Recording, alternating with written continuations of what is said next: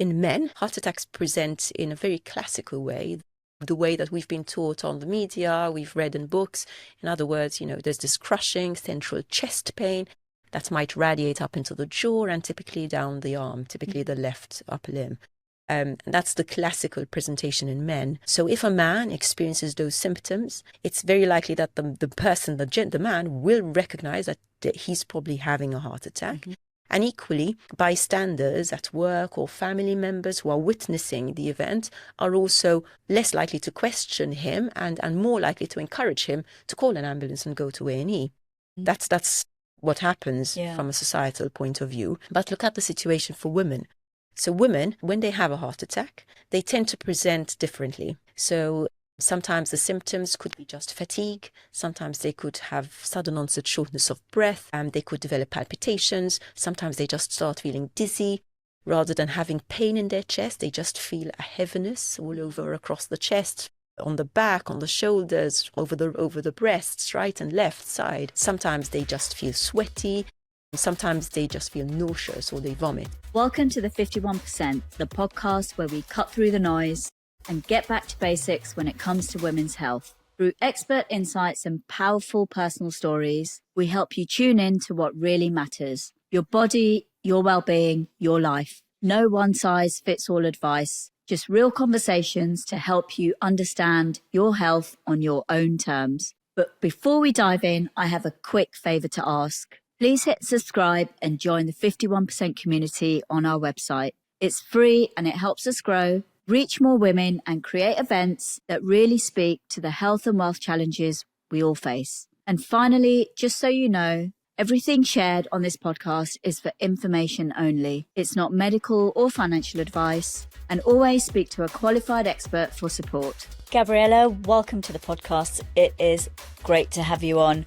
I am really intrigued about what we're going to be talking about today because it's quite close to home for me as well, and I think a lot of women don't understand the risks associated with cardiovascular disease, heart disease. Could you please introduce yourself? So thank you very much for having me today. It's a real pleasure to be talking to you today about cardiovascular health. My name is Gabriella Captur. I'm a cardiology consultant based at the Royal Free in London.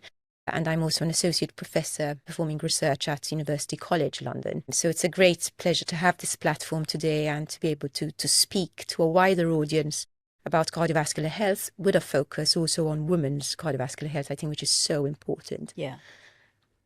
So I really want to strip it back to the basics of heart health and cardiovascular health. So what is the difference between cardiovascular disease and heart disease? And also you have heart attacks and cardiac arrests, because from a personal viewpoint, they all sound like it's almost like the same thing, but it perhaps isn't.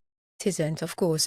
So cardiology is a very vast topic, and it encompasses all forms of heart disease. That includes disease perhaps of the heart muscle, which is an entity in itself. You could have disease of the valves. Of course, that has secondary effects on the muscle and on the function of the heart.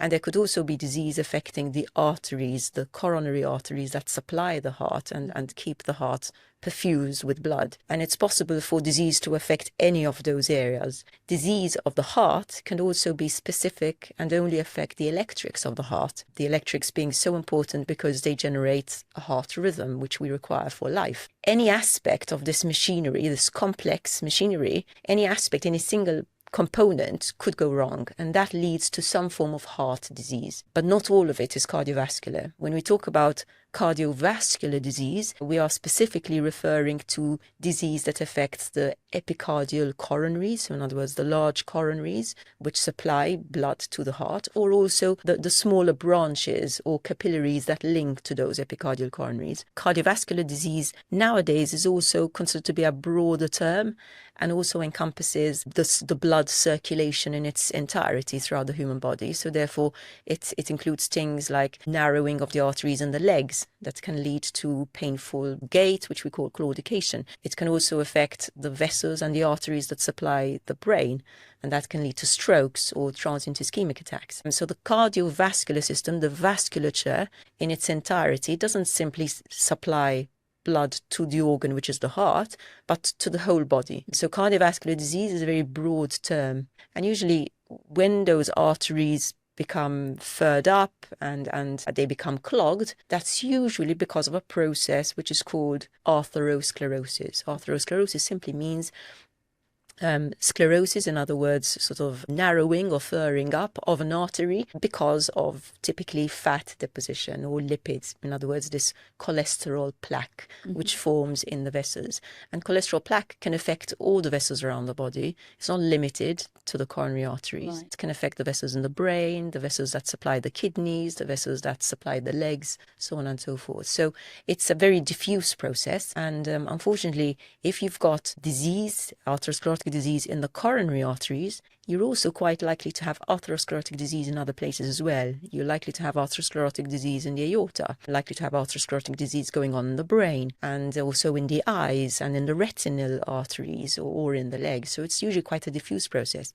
And this is something that people don't necessarily appreciate. That once they've had a heart attack, it doesn't simply signal that you've got disease in your coronary arteries. It implies that probably there is a systemic problem, that if there's been a lot of cholesterol plaque deposited in the coronary arteries, that's just the tip of the iceberg. There probably is a very widespread deposition of cholesterol plaque in lots of other places as well, which is part of the reason why, as cardiologists and as your GPs would say, we really strongly recommend secondary prevention. We need to really ensure that your cholesterol profile is optimized to prevent you from having a further event. That further event is not always another heart attack. It could be a stroke. It could be, an infarct in your kidney, etc., because usually that process is quite diffused. And then to answer your second question, which I think is really important, because the general public has this tendency to confuse a heart attack with a cardiac arrest. Yeah. And there is this tendency to think that they mean the same thing, but they're not synonymous, okay? A cardiac arrest is any process in which the heart effectively stops beating. So in other words, the electrics of the heart simply go wild for a time, and then the heart is no longer able to pump efficiently, and the heart simply stops. The heart will stop beating either because the heart rate has dropped suddenly and no electrics are passing to the heart. And so that is a form of extremely slow heart rhythms, which can be deadly, which can lead to a person passing out and having a cardiac arrest. So there's no electrics going into the heart.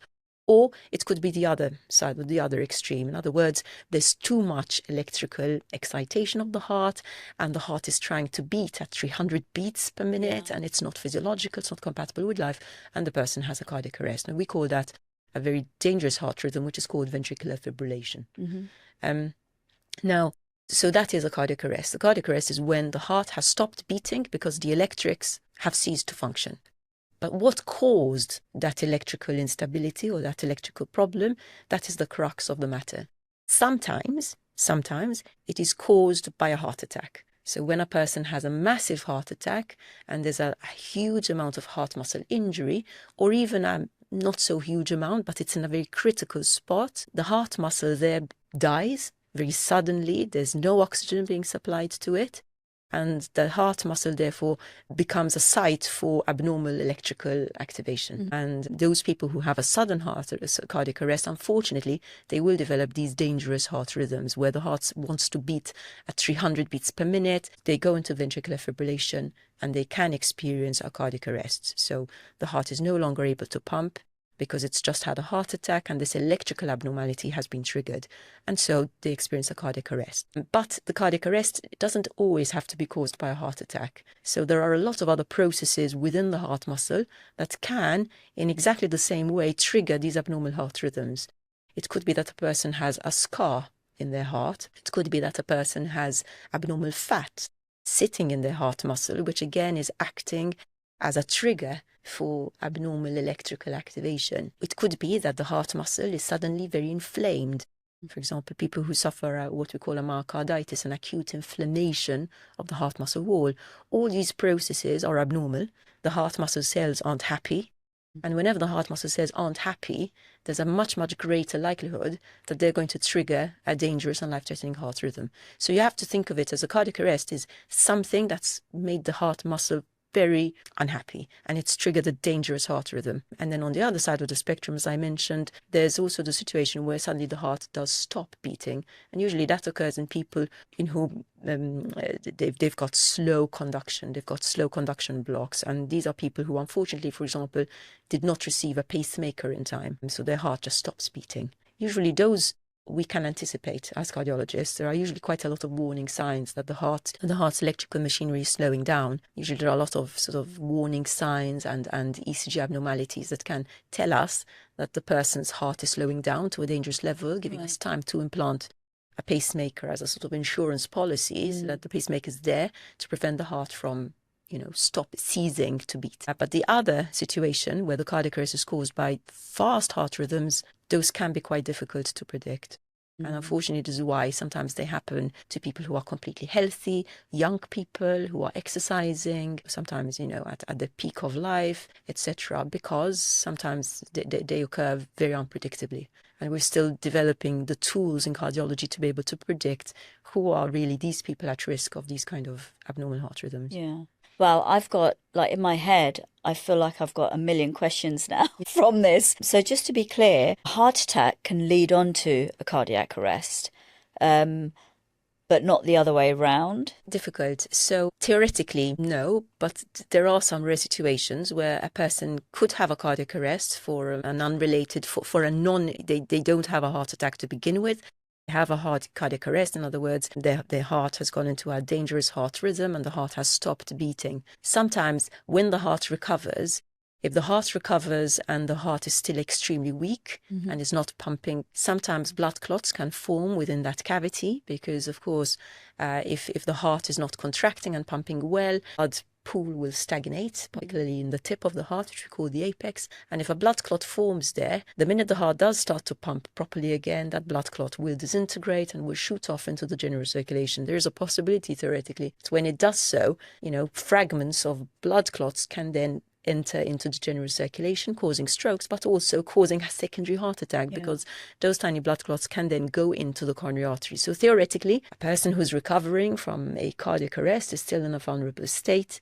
And therefore, whenever a person does recover from a cardiac arrest, we always carry out lots of detailed imaging scans of their heart in order to assess the state of the heart during that recovery process. And if we do discover that the heart is extremely paralyzed and there are sections of it that are not contracting well, we can prevent those blood clots from forming. Or if we spot a blood clot, we can dissolve it. Yeah. And we do that by giving blood thinners, etc., to prevent, a heart attack on top of the event that has just happened.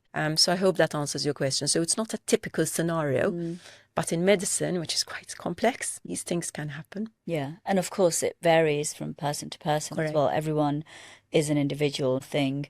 Typically is going to be the same as someone else as well. In terms of, you talked about cholesterol, and typically, you go to your GP, you can have a blood test done to measure your cholesterol, and that gives you a fairly good, it's meant to give you a fairly good indication of how high your cholesterol is, how low your cholesterol is. But in my mind, if I'm having a check on cholesterol, in my head, it's just about my heart. And you've just kind of explained that the cholesterol deposits can be anywhere in your body almost. It's not just about your heart. So how accurate is this indication of you being as healthy as you should? Because you also mentioned that you can be healthy, fit, go to eat well, be exercising, and still have a cardiac arrest or a heart attack. Yeah, unfortunately, cholesterol is a major risk factor for cardiovascular disease.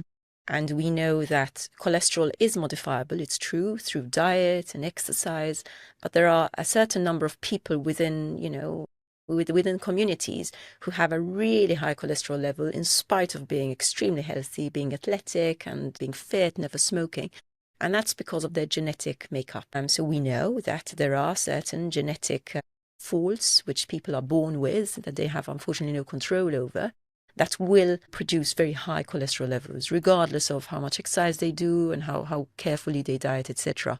It is really critical that these individuals are spotted sooner rather than later during their life course, because the key there is prevention. And if you are found to have one of these genetic forms of abnormal cholesterol levels, which we call familial hypercholesterolemias, and there are different forms of this condition, and it exists in a spectrum, it's extremely important that if you do have it, you are fast-tracked for appropriate therapy from early on, because the damage does accrue very slowly over time. And you have absolutely, as an individual, you have no knowledge that this is happening to your body, that your arteries are aging at an accelerated pace. You absolutely have no idea until you're called for a health check, and thankfully you do it, and then you discover that your cholesterol is sky high, and you're quite frustrated because you've been living a healthy life. You do all these sacrifices, you stay away from too many fats and oily foods, but in spite of that, you've got this really high cholesterol. And there's your other friend who smokes, and they're overweight and they've got a much better cholesterol profile. And this frustrates patients, and we see that. But the reason, unfortunately, is that we know that there is this genetic problem. And also bear in mind, it's not usually necessarily just a single gene defect. Sometimes it is a single gene defect, but sometimes it's multiple genes, and it's the genetic architecture of that person that has led to the high cholesterol levels. So sometimes it's multifactorial, and there are lots of synergistic problems in the genetics. If you do discover that your cholesterol is high, it's really important to take action. Complacency is not good here, because you will suffer the consequences, as you start to age. And I always encourage my patients to go online. There are some really good self-assessment risk scores, shall we say, like Q-Risk 3, which is available online. And if you've been to your GP and you've had your blood pressure measured, and your height, your weight, and you've got a copy of your cholesterol result, you can go online and input these parameters yourself. It will ask you for your sex, your age, your postcode. It will ask for your cholesterol profile and your blood pressure results. And as an individual, you can do this quite easily. And it will output, for example, your risk of having a major heart attack, for example, within the next 10 years. And it will give you a percentage estimate. And it will, quite interestingly, it will also give you a percentage estimate of the risk of an equivalent healthy person of your same sex, body size, age, etc. So you can compare yourself to that healthy reference person. And I think that's very educational and empowering for the individual, because you can say, oh, look, I'm actually at a lower risk than I should be, because I'm so healthy and I'm taking so many steps at modifying my risk factors. I think it empowers you to take action sooner rather than later, to bring down your cholesterol, bring down your weight. And you will see that in doing so and bringing down your cholesterol, if you remeasure your Q-Risk score, for example, in 3 to 6 months, you'll find that your age is going to improve. And that also means that your heart age or your cardiovascular age becomes biologically better. Okay, so I think these are important steps. And of course, GPs are usually there to support us.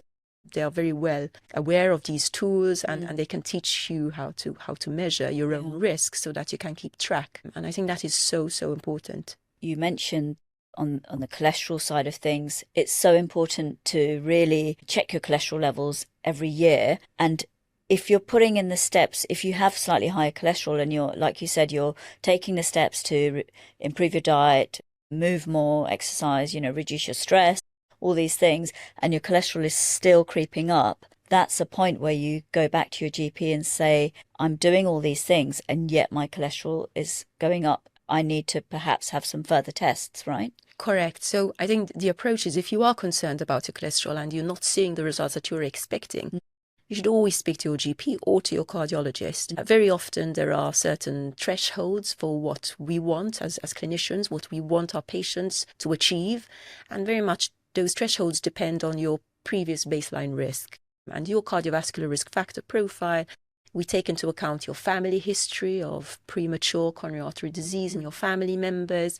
So there's no single cutoff that can be applicable to all people. All people are different. And this is, one important concept of personalized medicine, So when you go to your GP, the cutoff that's been applying it to Jack and Jill is not necessarily the cutoff that suits me, because of the fact that I have this particular family history, or I have this particular lifestyle, I have these set of risk factors. And the GPs are very capable, and they will use certain tools and algorithms to calculate your risk. And if your risk is found to be high, bearing in mind that cholesterol result that you've just had, then they will usually advocate that you start, if necessary, a cholesterol reducing tablet. Nowadays, there's a large selection of tablets that you can start, and they're very effective. And I would strongly recommend, if you are not achieving your goals, please speak to your cardiologist, speak to your GPs, because there's a lot we can offer.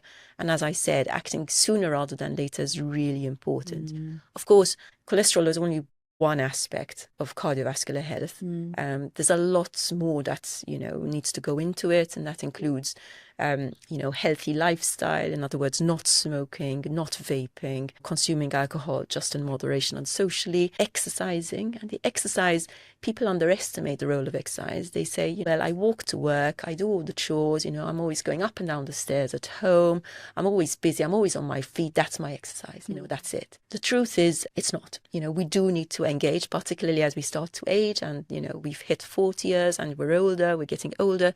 You do unfortunately need to allocate that time to truly go to a gym or spend 30 minutes or 20 minutes doing formal exercise, be it brisk walking or a gentle jog, rowing, swimming. It needs to be some organized activity. And although it can't necessarily always be done every single day, it needs to be done repeatedly throughout the week if possible, at least 3 days a week, let's say, or something, that's quite regular to keep up that momentum. Those are the sort of exercise routines that are really going to impact your cardiovascular health. And so it's very important that people appreciate that, and making time for exercise is part of the therapy and really needs to take priority. It's just as important as going to work, really. You do need to allocate those 20 minutes and say, look, this is my time. I need to find a way of fitting it into my busy schedule. We're all very busy people, but it's really crucial. And it has to be done on a regular basis. There's just no option. We're all busy. There's never going to be a time otherwise. I think that is crucially important. And then all the other sort of healthy lifestyle measures. What we eat is really deterministic in terms of our cardiovascular health. But again, those are choices which we make, and there's a lot of information out there, lots of NHS guidance on sort of healthy diets, particularly tailored for persons who are at heightened risk, either because they've got high cholesterol or because they're diabetic, so there's a lot we can do and a lot of education out there. Are there higher risk factors in terms of different kind of ethnic groups with cholesterol, heart disease, cardiovascular disease? So yes, I think that's a very good point. We know that cardiovascular disease doesn't affect different ethnic groups equally. And we know that if you're Black or Afro-Caribbean, if you're Asian, you might have a heightened risk. There are multiple reasons for that, but some of it is of course genetic. And therefore one must be aware of this ethnic risk factor, which is also taken into account in many of those algorithms which I mentioned to earlier. Okay. We do know now we know that biologically there is this ethnic risk that comes with cardiovascular disease, and we do take it into account when we risk stratify patients, and also when we come to prescribe statins, for example. And that's really important, both for men and for women. There's nothing really that the individual can do about it. That's not a modifiable risk factor. But if you know that you're of that particular ethnic background and that you're slightly higher risk, and if you also have a strong family history, and if you're not leading, the healthiest of lifestyles, then I think that should set some alarm bells ringing, and, you really need to be proactive at managing your cardiovascular risk profile. That's really important. Yeah, absolutely. I know that women present very, very differently, or can present quite differently to men when it comes to having a heart attack, and I'm assuming cardiac arrest as well. Can you explain that? Because a lot of us see especially on TV, when people are having heart attacks, it's like they automatically, the hand goes to the chest, and that's not really how it works. So could you talk a bit about that, the key differences that women in particular should be looking out for? Yeah, I think that's really important, because in men, heart attacks, in other words, when the artery gets blocked and the heart muscle dies, heart attacks present in a very classical way, the way that we've been taught on the media, we've read in books.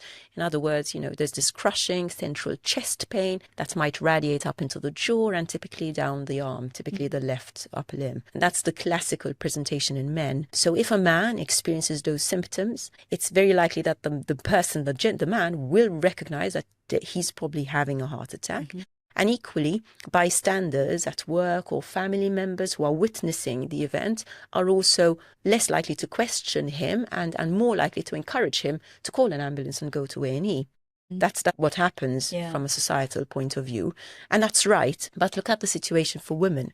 So women tend to present, when they have a heart attack, they tend to present differently. So sometimes the symptoms could be just fatigue. Sometimes they could have sudden onset shortness of breath. They could develop palpitations. Sometimes they just start feeling dizzy. Rather than having pain in their chest, they just feel a heaviness all over across the chest, on the back, on the shoulders, over the breasts, right and left side. Sometimes they just feel sweaty.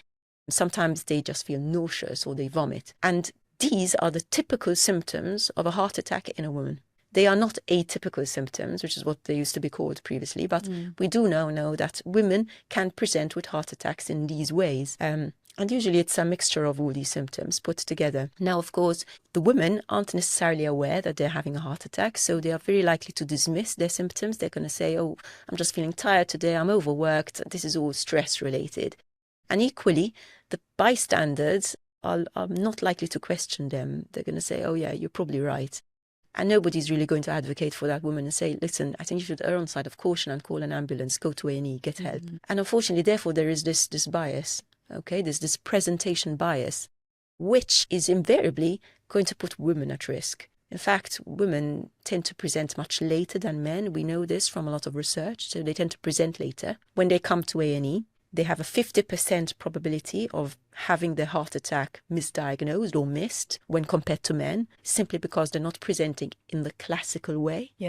And also, if they do present and they go to A&E and the diagnosis is made, they're also less likely to receive treatment on time. There's more likely to be a delay, typically because, again, there would have been some confusion around whether this was a heart attack to begin with, so there are delays. They get a lot of extra repeat ECGs before perhaps being taken to the cath lab, as compared to the man with the really classical, cardiac sounding chest pain, we call it. So these aspects will disadvantage a woman. So it's really important that women are aware that their symptoms of a heart attack can be quite different. Of course, you will have a cohort of women who will present with classical myocardial infarct symptoms, yes, with central chest pain that radiates up into the jaw and into the left arm, but a large number, I would say possibly the majority, will have a constellation of other symptoms. And if they're not aware, and if we as their family, as their colleagues at work, if we don't support them and encourage them to seek urgent help, perhaps we might miss that really critical time window. Because the time is ticking for men and women equally. And as you know, the more minutes pass and you're not opening that artery and you're not unblocking that artery, the greater is the territory of heart muscle that is dying. So time is of the essence. And it's really critical, therefore, that women take these things seriously and do go to A&E. I suppose also, if you're not experiencing the classic symptoms, as you mentioned, but you are aware that, my fatigue or perhaps my nausea and other symptoms that aren't classic, you're aware of those and you do call the ambulance, are they going to be aware of that? That's the other issue, because if I thought I was having a heart attack in the non-classic way and I called an ambulance and said, I'm feeling really tired, I'm feeling really fatigued and I'm sweating a lot as well and I'm feeling really sick, are they going to clock on and think, you could be having a heart attack, so let's get the ambulance out now? I would say in the vast majority of cases, healthcare workers are trained to recognize these symptoms, and that training is improving through medical schools and health schools, etc. But there is a risk of that happening, and this is not a hypothetical risk. We know from a lot of research that women are misdiagnosed, and this is precisely the reason why that is. So unfortunately, there is a risk of that happening. If they do get to A&E, or if the ambulance team do perform the necessary observations, however, very often the evidence is there. There could be blood pressure alterations, which are showing that something is not right. The ECG is not normal. There will be ECG changes acutely in much the same way as you'd expect to see them in the men. Once they get to A&E, if you take the blood test, which can rule out a heart attack, and the person is having a heart attack, that blood test will be elevated. I don't think there's any excuse, really. Okay, and the paramedics, etc., are really well trained. They are usually able to come to conclusions. They will still assess the patient, and when they notice that the observation is not quite right, the person is having trouble breathing, their oxygen saturations are not as they should be, very often they would take that, or hopefully in the majority of cases, they would take that person to A&E for further assessment, and that is when hopefully the diagnosis can be clinched once the blood test is out, etc. So I think nevertheless it's really important that the women do reach out and call the ambulance and go to A&E at that very moment when they start developing symptoms, because what we don't want is an army of women who have sort of soldiered through their symptoms only to then present weeks later with a fully established myocardial infarct that is too late to treat.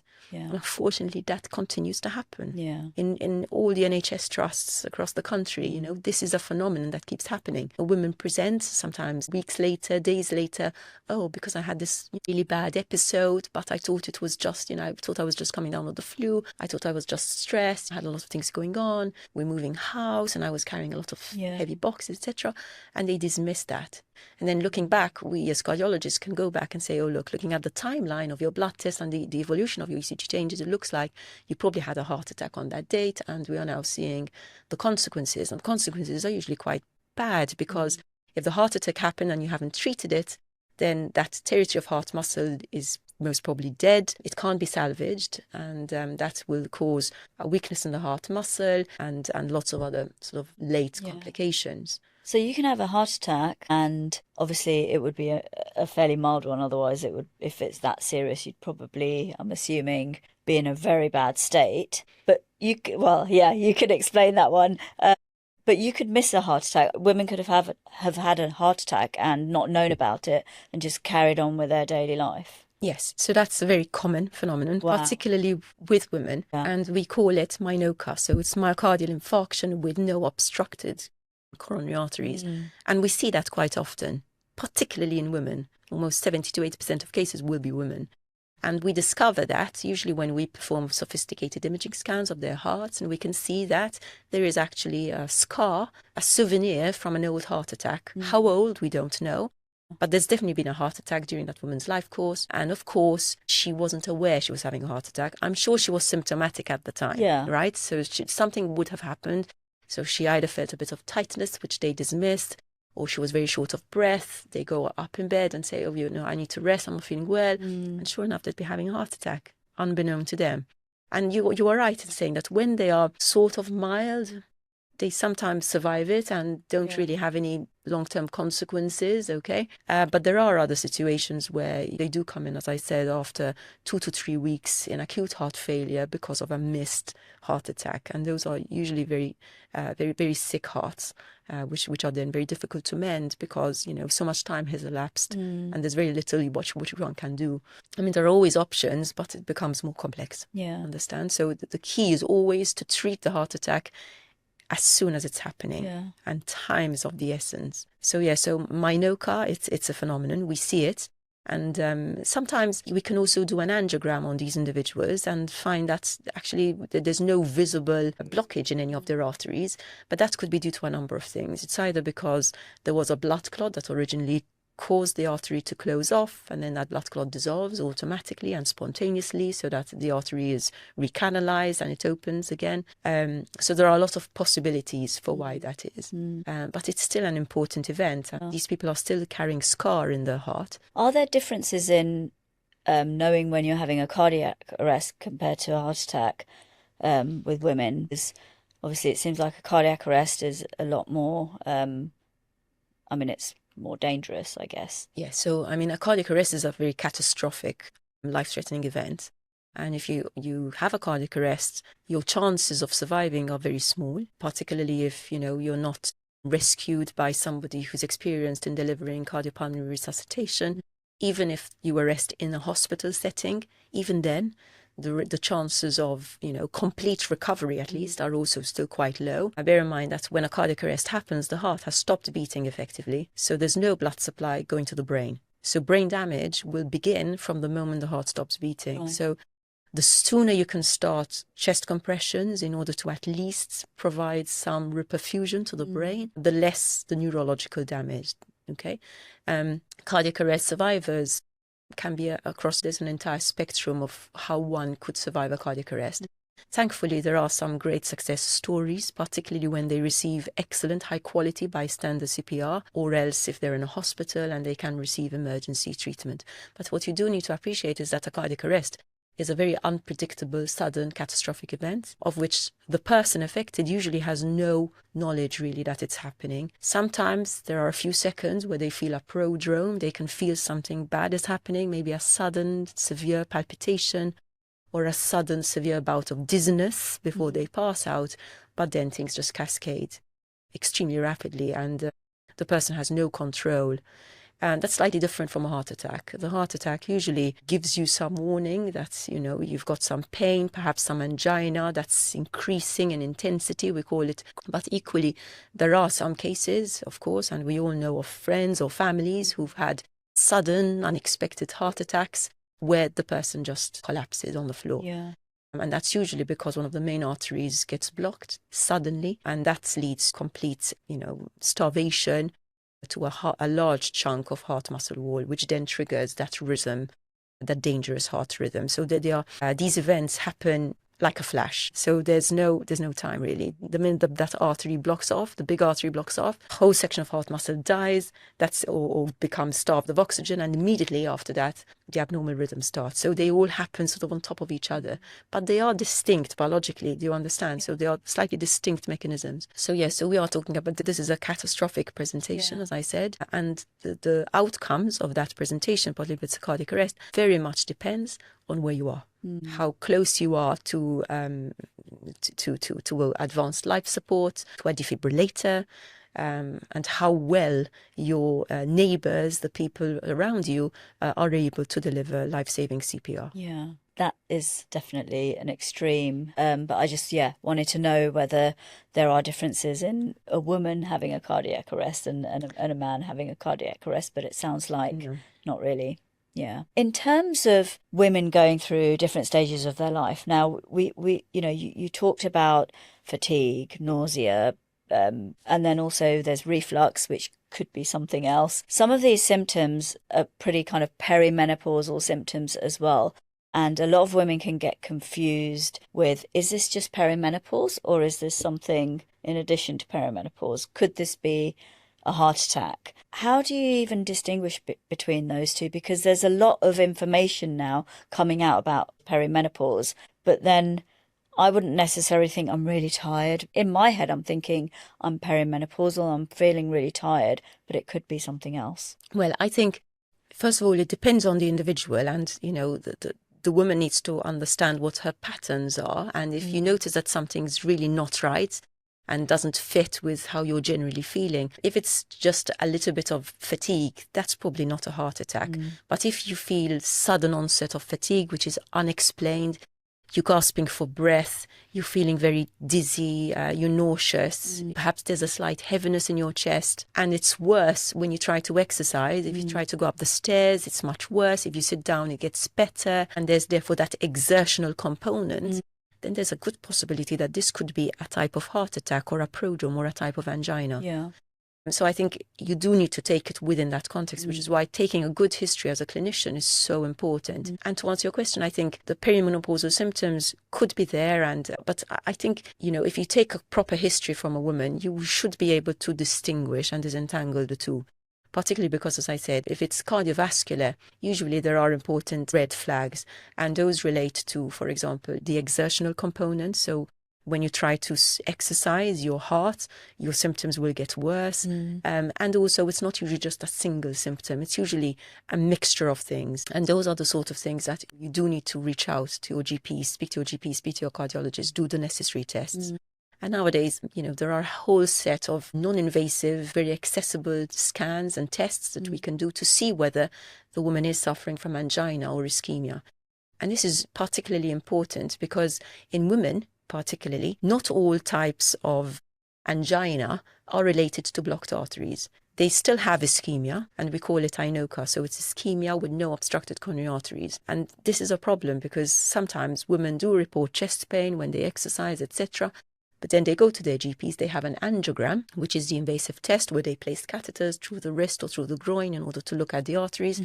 And you are told by your cardiologist that all your arteries look fine, there are no blockages, so you're good. However, the other scan did show, for example, that, there is a section of heart muscle wall or multiple sections of the heart muscle wall that are ischemic. In other words, they're not receiving enough blood supply under situations of stress. And there are lots of reasons for that. It could be due to something called microvascular dysfunction, in other words, disease in the little capillaries or the little blood vessels that are supplying the heart.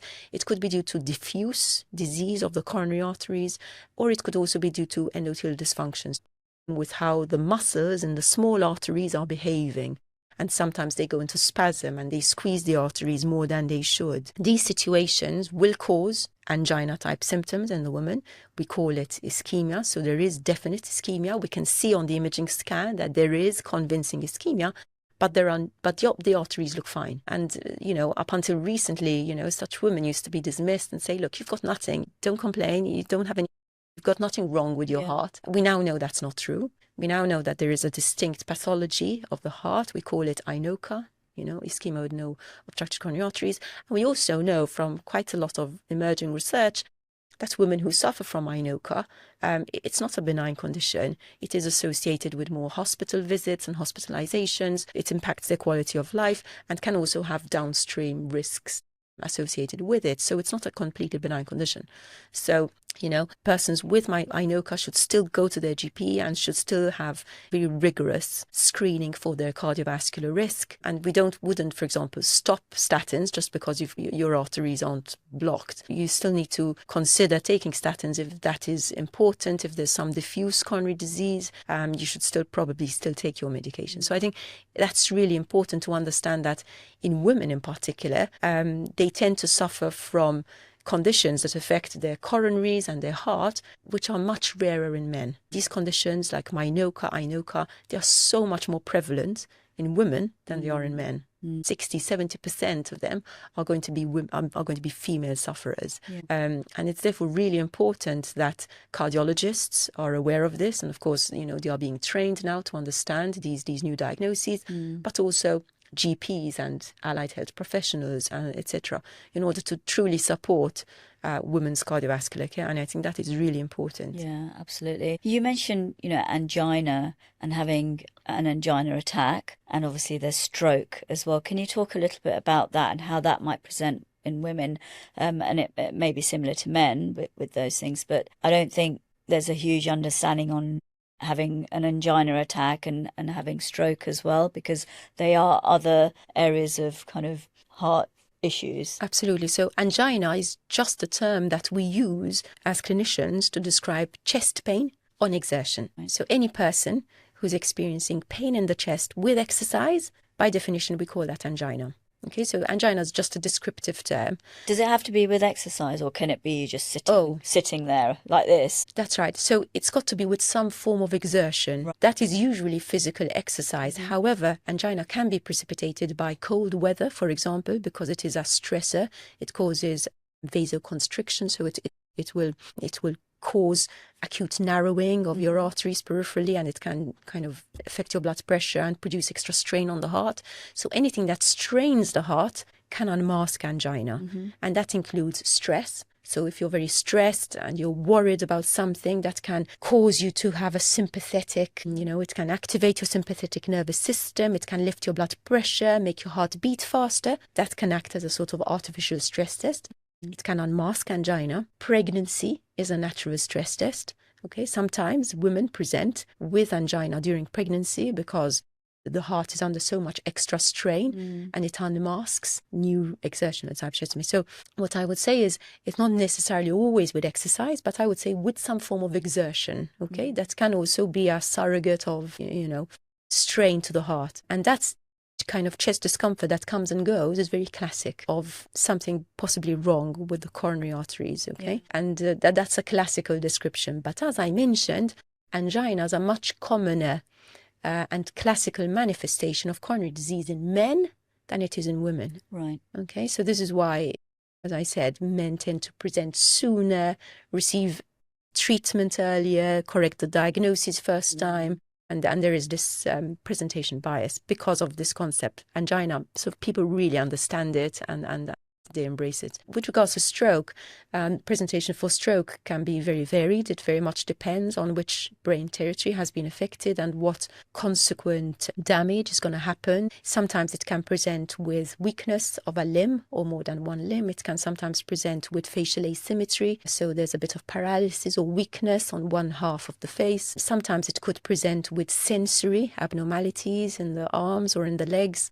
At other times, if there is a particular region of the brain that is affected by the stroke, it can present in unusual ways, like sudden, very severe onset dizziness, or sudden, intractable vomiting and nausea. Sometimes it can present with blurred vision or with, severe headaches. So the presentation can be quite varied, okay? And therefore, again, I guess with stroke, it's much more to do with the brain territory that's been affected rather than the sex bias which we see in heart disease. So I would say that in stroke, both in men and in women, people need to be aware that the presentation can be extremely varied. And again, their time is of the essence. It is critical that they receive expert care, usually in a tertiary care centre with a proper stroke unit, etc. And therefore calling the ambulance or going to A&E is really critical. I think it's quite difficult to understand the key differences and know exactly what might be going on. And it's so important to make sure you really advocate for yourself in that instance then.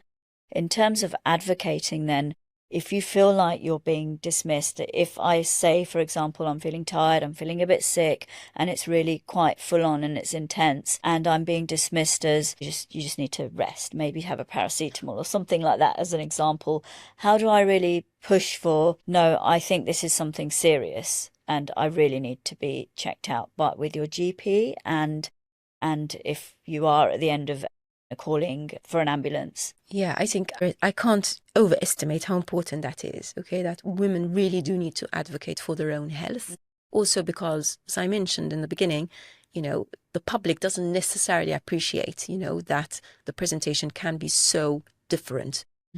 And therefore, I think the key is if the woman feels that this is really out of character, the symptoms are really quite important, they don't feel well and it's not right, they should call the ambulance, go to A&E. I think that is critical. If they are in those safe places, then the appropriate tests can be done, and usually those tests don't lie. The ECG will be abnormal. If there's an acute coronary event taking place, the ECG will be abnormal, and the troponin, which is that key blood test, is done, and within less than an hour you have the result back, and it will be abnormally high. And therefore, woman is they're in a safe place that will be looked at by the cardiologist. A correct diagnosis hopefully will be reached. If they dismiss those symptoms, unfortunately there is a possibility that could end up becoming a missed myocardial infarct, and that is the worst case scenario. There is also the reality that sometimes in women they can experience what we call a set of heart attack mimics. So they might have chest pain, and it's not a heart attack. It is something else, something slightly different to a heart attack, but still quite life-threatening. And there are conditions which we are learning a lot about. For example, Takotsubo cardiomyopathy. This is stress-induced cardiomyopathy, which a lot of people refer to as the broken heart syndrome. This is a condition which affects women, particularly middle-aged, older women. In the vast majority of cases, like more than 80% of them will be women. And classically, they present with severe symptoms that resemble a heart attack, typically after a very stressful life event. That could be anything from, moving house, or stress after an acute bereavement, something like that. Yeah. And what happens is that the acute stress triggers this massive sympathetic nervous system overactivation. So in other words, there are a huge number of stress hormones that get released into the bloodstream, and these stress hormones damage the heart muscle, and the heart muscle just becomes paralyzed. And paralyzed in such a way that it resembles a sort of Japanese octopus net. In other words, the apex or the tip of the heart balloons out and is no longer able to contract. And these women typically, they present acutely as if they were having a heart attack with all of the things I've mentioned put together. They do need to go to A&E. They need to receive emergency care. They need an angiogram just to make sure that it is not a blocked artery. And sometimes, these individuals with broken heart syndrome, they can be acutely unwell. If the paralysis of the heart muscle wall is really extensive, they could be extremely short of breath. They could be filling up with fluid. They could go into heart failure. They might need specific support in an ICU, for example, until they recover. And recovery is not guaranteed, although a large number of them do recover eventually. So that is one possibility. So this is a heart attack mimic, which again, unfortunately, in the vast majority of cases only affects women, not men. And also in younger women, age 20, 30, 40, another unfortunate female-specific problem that can arise is these sudden tears inside the coronary arteries. So the coronary arterial wall, as you can imagine, is a very complex and fragile structure, and its integrity is what ensures that blood supply reaches the heart. If for whatever reason a section of that artery tears unpredictably, suddenly, that is going to trigger a massive inflammatory reaction within the body, and a huge blood clot will form where the tear happened. That blood clot, unfortunately, which is intended to repair the tear, will have a very bad consequence in that it will block the artery. And we call that sudden SCAD, so sudden coronary artery dissection, because the wall has dissected, has torn. And these coronary tears, these coronary dissections, unfortunately, are notorious to happen in young, otherwise completely healthy females. So young women in their 20s or 30s, sitting down in the cinema watching a film, or simply pushing a pram along the road, or standing in the kitchen and they're cooking, and suddenly they experience this condition, which is SCAD. It's very devastating. They become acutely unwell, and they do have an important heart attack. They go to A&E, and they discover, when we do the angiogram, we discover that we can see the tear. Of course, doing an angiogram has risk. Very often we won't know before the angiogram that a SCAD has happened, because of course if you try to introduce catheters or wires into that area, you can compromise it and make the tear worse.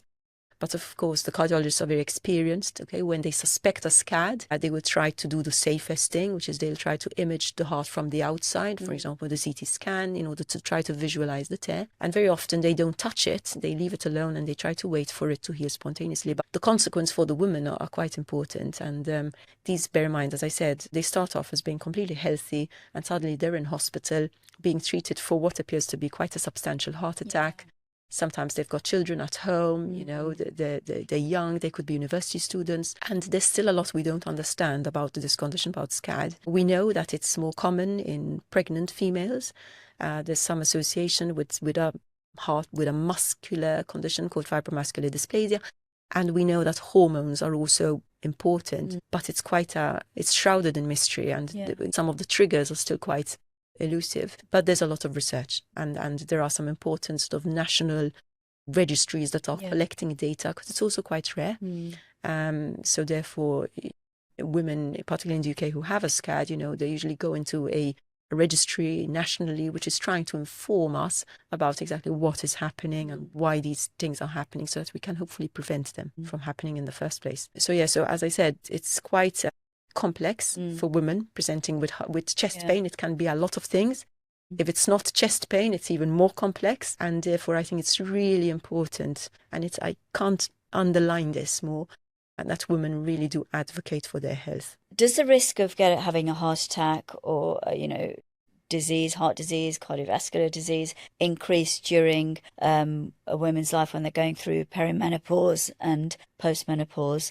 Is there an added risk? Absolutely, yes. So we know that women's risk for heart disease up until the perimenopause is substantially lower than men. But once perimenopause and menopause hits, the rates are equal to, if not even higher than men. And there are multiple reasons for that. Some of them are hormonal. Some of the hormonal protection that women had when they were younger, they are withdrawn.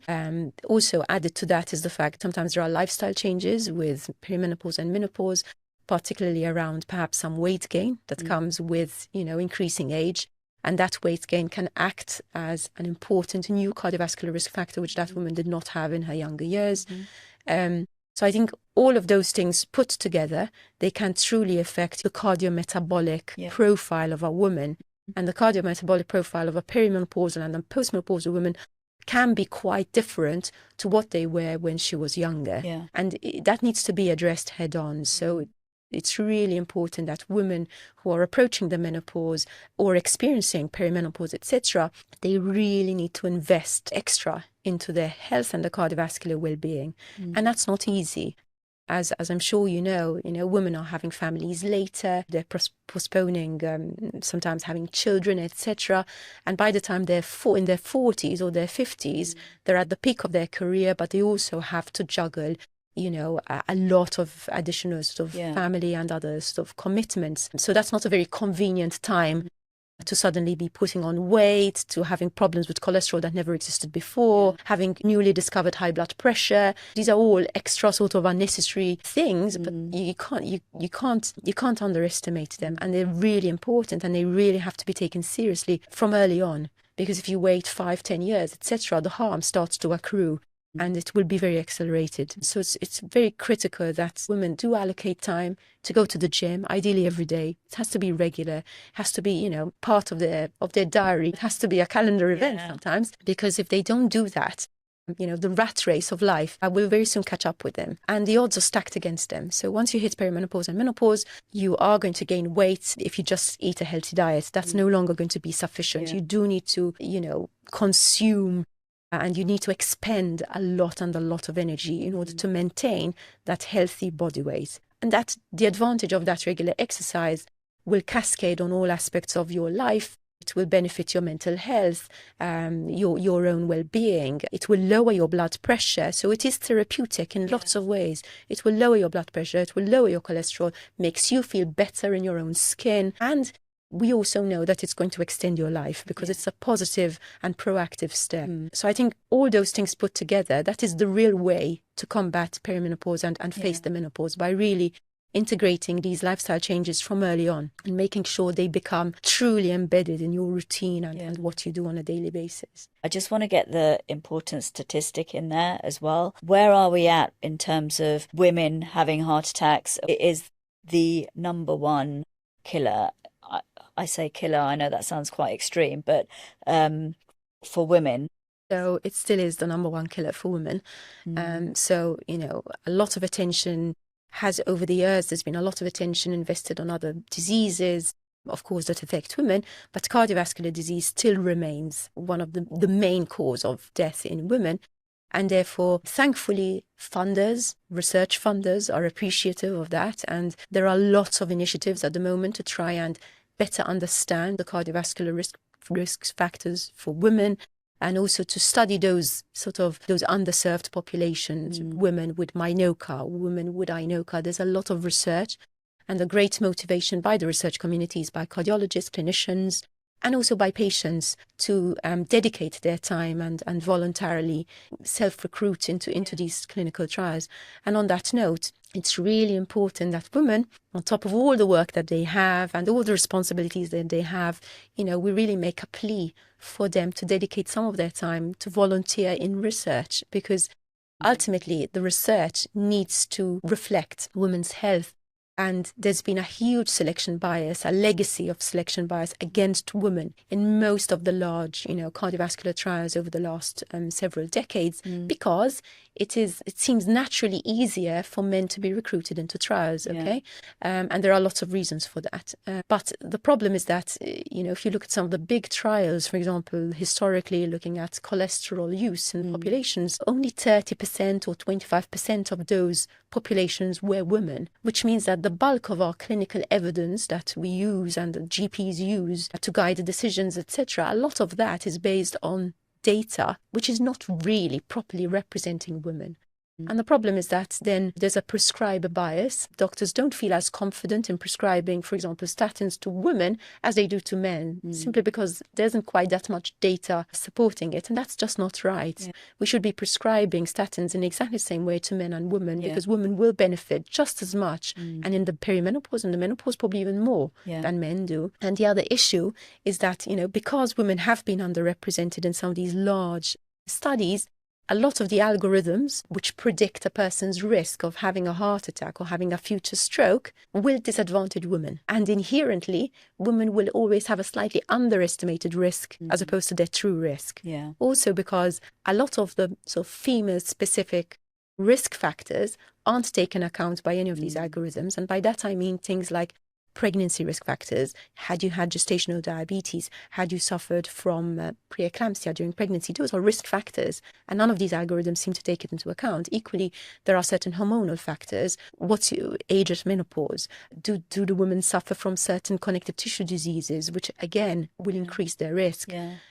So as you can see, these algorithms, these risk tools, they're not designed for women. They're designed for a general population, of which perhaps at the time when they were created, perhaps 20% of that cohort consisted of women, or 30%, let's say.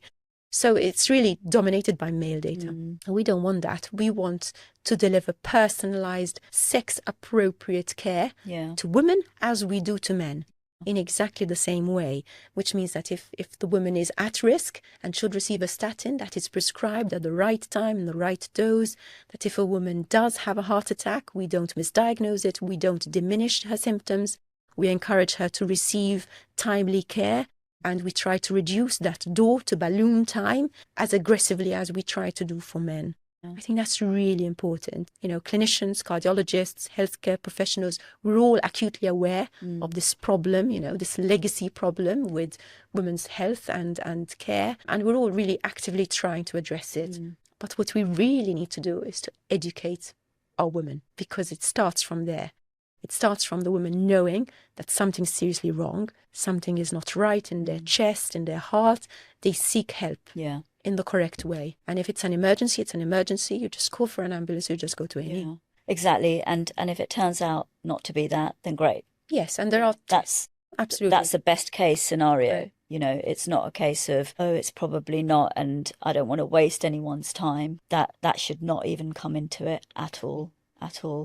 Gabriella, thank you so much for being a guest on this podcast. It has been absolutely fascinating. I have so many more questions. I really, really do. But obviously, there's only a certain amount of time we can go through. But I really see us having another conversation if you're, you know, have some time. This has opened up a lot for me and a lot more questions. But thank you so much. Thank you so much. Thank you.